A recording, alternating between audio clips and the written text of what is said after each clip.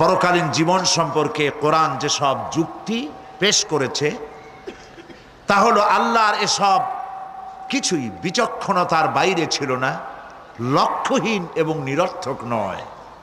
আল্লাহ পাক বলছেন, আফাহাসিবতুম আন্নামা খালাকনাকুম আবাসা ওয়া আন্নাকুম ইলাইনা লা তুরজাউন। তোমরা কি ভেবেছো যে তোমাদেরকে সৃষ্টি করা হয়েছে খামোখা আর তোমাদেরকে আমার কাছে ফিরে আসতে হবে না? এটাই কি মনে করেছো?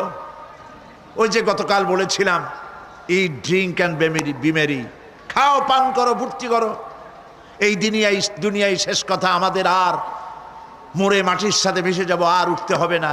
এরকম খামাখা আল্লাহ তোমাদেরকে সৃষ্টি করেছেন, তাই কি ভেবেছো? আল্লাহ রাব্বুল আলামিন কোরআনে কারীমের অন্যত্র বলেন, আয়াহসাবুল ইনসানু আইয়ুতরাকা সুদা।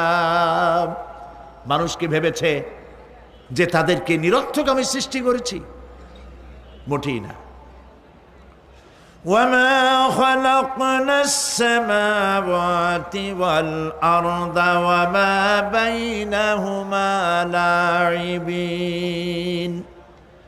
আল্লাহ পাক বলেন, এই আকাশ আর জমিন আর এর মধ্যবর্তী যা কিছু আমি সৃষ্টি করেছি, কোনোটাকে খেল তামাশার বিষয়বস্তু করে তৈরি করে নাই, নিরর্থক করে বানাই নাই।